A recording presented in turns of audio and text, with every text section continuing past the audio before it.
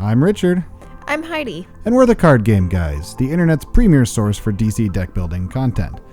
This is the second part of our multiverse game, and in case you missed where we left off, I had just defeated Doug's champion and is now being replaced by Constantine. Now we get to see what fun Doug can have with the interesting event of Final Crisis, where everything is face down in the event lineup. Yeah, you guys played another game this week with the kids, and they were talking about how exciting that was. Well, and Steven, I'm sure you could believe, is in hog heaven right now because it's just like being Shazam all over again. So, yeah, the whole fun of what are you going to get? Is it going to be worth 2 and you're going to kick yourself, or are you going to get a 7 cost card for 4? And actually, we did, I would say, misplay this because we kind of played it a little bit liberally on the reconstruction. Okay. Where it's destroy all non-superpower cards in the lineup and replace them. And we kind of played it a little bit loose on that and didn't destroy the all the cards in the event lineup when he picked the event lineup. That's probably what should have happened in the rules. But on the fly, we kind of played it wrong. But it makes more fun because now we get to actually play with Final Crisis, which was pretty much the reason that we didn't really want to wipe it out to begin with. Okay, so you guys intentionally made that choice? Semi-intentionally. I think we made the wrong call, but the reason we were going to err on the side of leaving them there was just to make sure we'd actually play with this event, because it's an interesting dynamic. Especially with Steven having Cheetah, where he's just like, I'm just going to pick a random card from that lineup because it's all cost 4 or less. Yep. It could be cost 1, it could be cost 8, who knows? Now, which card are you talking about that would have gotten rid of the superpower? Sorry. It was one of the Watchmen cards that Doug played. Doug actually played 2 of them. He wiped out all the non-villain cards in the regular lineup and all the non-superpower cards in the event lineup. Oh, okay. But with them face down, you can't even tell what is a superpower. Right, so it would get rid of all of them because none of them are superpowers that you can tell. Okay. But that didn't seem remotely right to us, so that's why we left it the way it was. Probably wrong, but also probably more fun. I don't know that you really could have caught. Now that you explained that to me, I'm not really sure that there was a right or wrong answer. You can see kind of the tension there. Yeah. I mean, then the argument, I think, actually becomes, as far as we know, none of them are. Exactly. Yes. That was kind of the rationale that we used, but... I don't think you guys did it wrong. Poor Matthew. Okay, no equipment in the lineup, and he played the Clock King. Ah. Yeah. He only got a punch off of Rorschach. It's all villains right now, actually. Oh.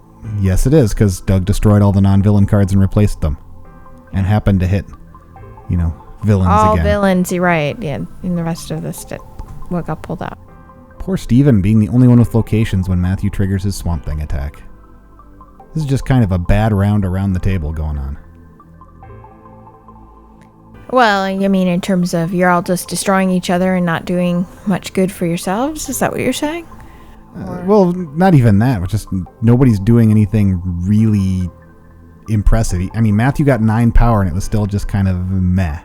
I got 9 power and it was still just kind of meh. Well, you got 3 cards. Yes, it's 3 cards, but most of them are unexceptional. Not bad, but unexceptional. Now, these cards can be kind of time-consuming in the game, so fortunately we skipped all of the work of going through a set and picking out all of the villains and then randomly assigning one to Doug. Be glad you don't have to watch all that, because it takes like 5 minutes every time. Oh, so you're saying there was 5 minutes going on in this video that the viewers are not seeing? Just in this turn, yes. Okay. There is over an hour and a half of this game that's not being shown in the videos. Because the multiverse game is time-consuming. Be prepared for that. Yeah. You're not playing more than one game in a night. Right, unless you've got a lot of time. But yeah, Scarecrow, and I actually don't really mind. I've got that the Bizarro, which you just saw in the last turn, so I can kind of weather getting some weaknesses. They're all VPs for me. Okay.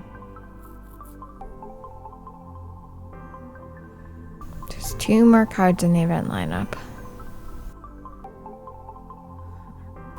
First time you play a colored card. Sorry, I was watching that little detail. Steven is Indigo 1, so when he plays a red colored card, he draws a card for the first time each turn. Now he's playing a blue colored card and gets +1 power. Okay. Plus, with his location that he's got of Moscow, for playing 2 cards from different sets, he gets to draw an additional card. And now he gets a really good hit off of Red Sun Superman. Shazam and teleportation. Exactly what he wanted. It's Steven is in 7th heaven right now.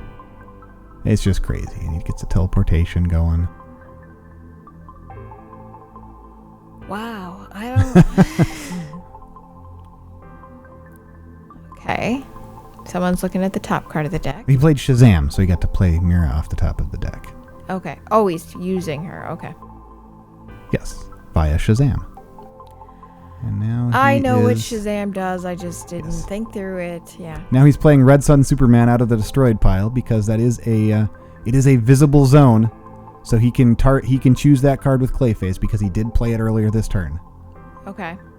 Kind of a weird dynamic, but still made things a little bit interesting. Getting a Bizarro power, you're like, no, I don't want that -1 VP. But then he got the transmutation too, so he was able to turn that into another Suicide Squad. So he's sitting pretty well on VPs at this point for the end of the game, as long as things can keep going. And he decides to keep the game going by getting rid of Brainiac, so that if I were to lose my Batman being on my last champion, the game wouldn't end right away. Sure. Wait. You're on your last champion with Batman right now. Yeah, yes. I suppose I should have. They're 9s, 10s, and 11s. Yeah. Now we get to see the second supervillain of the supervillain stack, Telos, with a 15 cost to defeat him. And yes, that's the second one in the stack. With this attack, I really like this attack. We each add 3 VP tokens to our champion and to Telos. So in addition to the several VPs that Telos is worth, it could be, with a 4-player game, up to 12 more VPs on top of that. Not to mention each of our champions is getting VP markers on them as well. Okay. So is that giving you victory points for the end you keep no matter what? Or is that making your champion harder to beat? No, it makes your champion worth more VPs, because when somebody defeats them, they get those VP tokens. Okay. So now everyone has to Which gives Matthew that much more of an interest in trying to get rid of my Batman now that it's not going to prematurely end the game, and he's worth 3 more VPs. Sure. And we have been destroying cards like crazy, so I'm sure there's lots of good equipment in the destroyed pile for him to take advantage of. So now he gets to use Vanishing Point, so he destroys his Bane, which is a cost 4 card.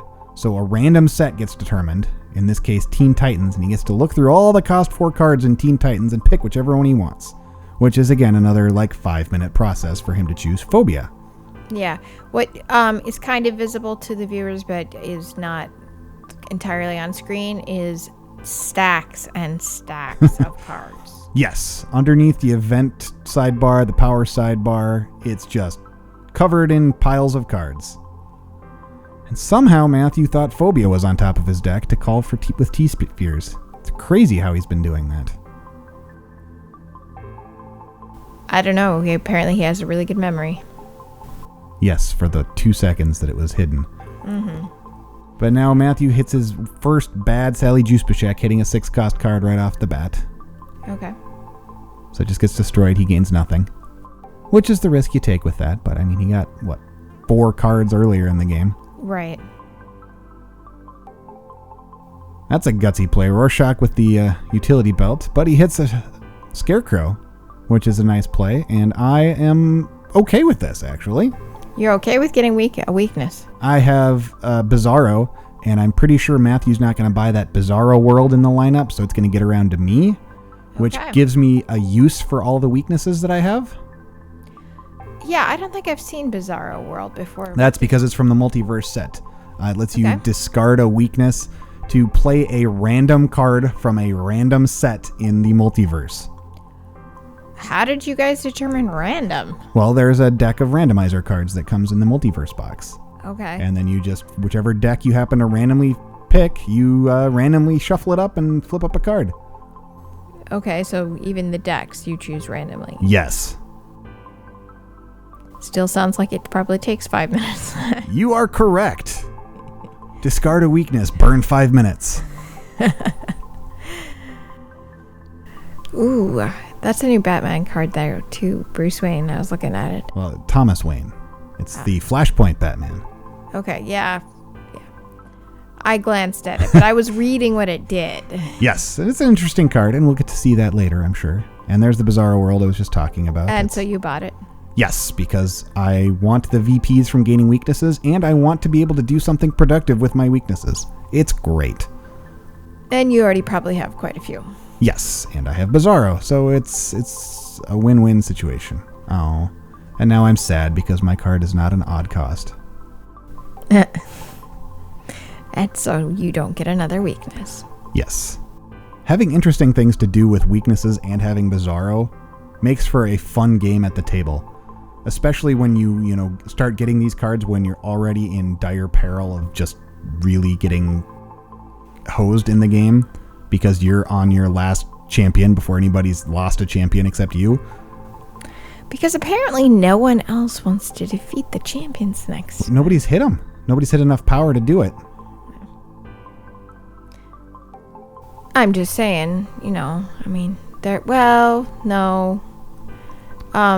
Doug already has lost one. He has now. He just at the very end of the last game was when he lost his first one, and I was already on my last one. Right. But I'm just saying, 2 of you haven't gotten a 9. I mean, I've seen 9 come up. People have just decided to buy cards. It was Matthew and me, though, and we'd already beaten the 9s. Okay. Were those 2 9s that you saw, yeah. Just Steven and Doug haven't been able to swing the 9 power. It's been kind of rough. Well, for them. Not so much for the in people different not ways. Right.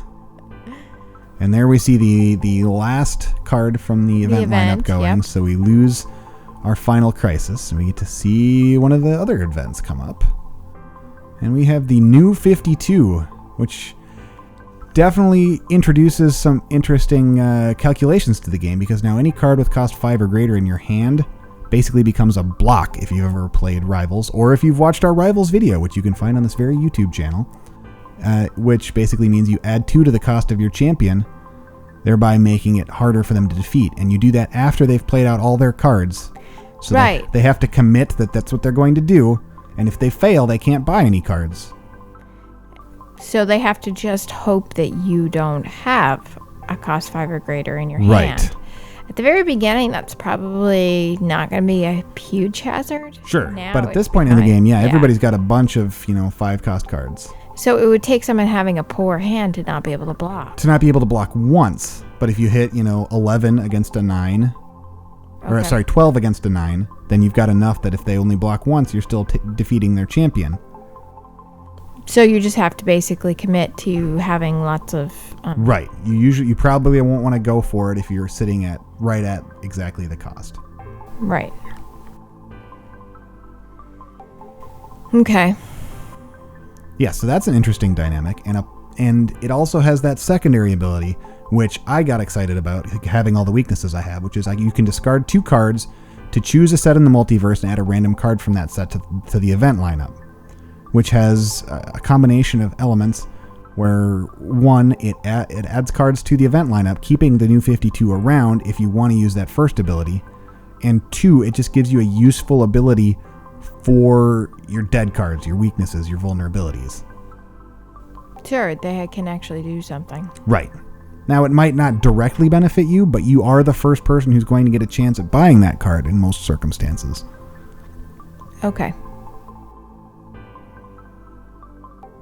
So there we see Warlord being used, interestingly, to defend and gain Solomon Grundy out of the lineup, which is a good pickup because it puts him right on top of his deck, and then he has to put another card that he owns with the cost 6, which he had, into the lineup. Which is, again, another one of those things that takes like a minute and a half to resolve, because you got to look at all of the visible cards that you own, find a cost that you were willing to give up, find a card in the lineup with that cost, and work from there. Okay, so it's basically a trading in of what cards do I have that I'd rather trade in for a different card. So here we see me using that new 52 ability pretty much right off the bat. And I'm hoping to hit a Black Lantern power ring because there's a lot of juicy villains in the destroyed pile. But I just hit the White Lantern Core. Not a bad card, but it also costs more than what I have in power available, so it doesn't do me much good.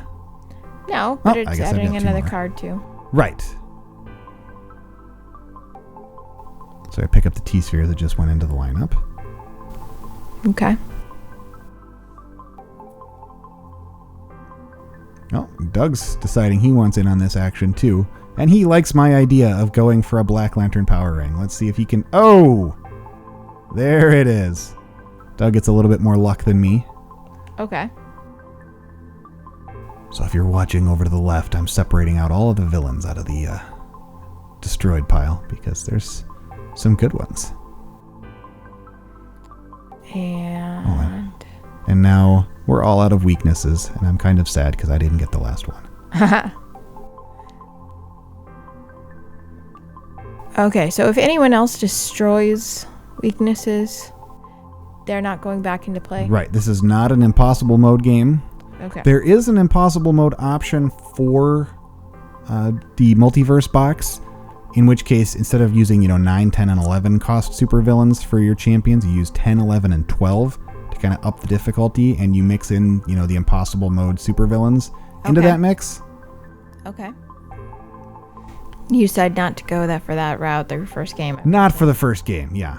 The game is complicated enough without that element. Right. And I don't want to know how long you guys would have been at that table. Yeah, and you kind of see Steven's got kind of an engine going together here where he's stacking multiple effects on top of each other. He's got Dawnstar, which can crank out a lot of power with a little bit of luck. He's got, with Indigo 1, it gets +1 on top of that. And then with the Legion Headquarters, he draws a card for playing a time travel card, which he now has several. And then he's got Indigo 1. When he plays a red card, he and someone just bought a draws a science card. cell. No, he didn't draw it. He got it randomly with that Flashpoint Aquaman, I believe it was. Ooh. Yes. Okay. Oh, I'm sorry. Weaponers of Quard. My mistake. Weaponers of Quard. In any event, then he's got Moscow. So when he played that Dawnstar and the Weaponers of Quard, which come from different sets, then he draws another card. So he drew 3 extra cards in there, got a +1 power. It's a pretty good system that he's got going. As we see with him hitting 13 power here, hopefully he's going to be able to take out Swamp Thing. I don't think Matthew's going to have enough cards to stop. Oh, but before he does that, he's going to buff the event lineup, see what he can do. Because apparently he's got cards to discard too. Yes. His is a little bit less exciting with the channeling the emotional spectrum, but he still handily defeats Swamp Thing, hitting us with all the attacks. But he's the only one that it matters because he's the only one with the location, and the rest of us don't care because there are no weaknesses. So this is a good time for Doug, at least, for the that attack to go off. I would have rather there still be weaknesses when it happened, but it's got to be odd though, Steven, defeating a champion and being the only one then hit. Yes. But since he was the only one who was getting hit by it from Matthew using his multiverse location, it still works out the best for him. Sure. And we see the second time in a row his Vanishing Point hit a 0-cost card, so we don't have to spend 5 minutes digging through piles because there are no 0-cost cards in any of the decks.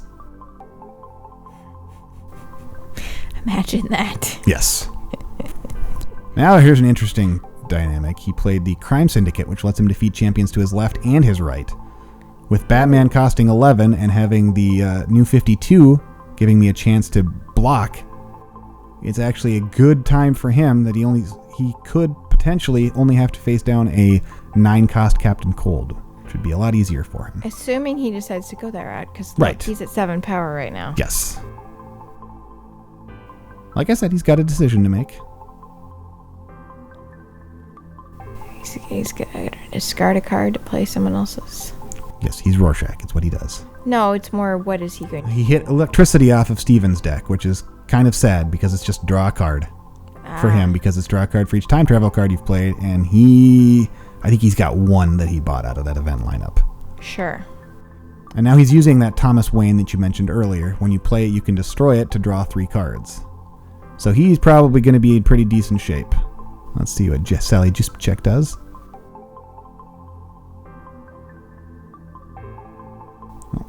Okay. Hits pretty much right away. Not. He got the one card, Mira, which is pretty good. So. Well, and here I thought he was going for Batman, but he decided better of it and went after Captain Cold. So now we all get our superheroes turned face down, except for Steven, of course, because that was his champion. Yep.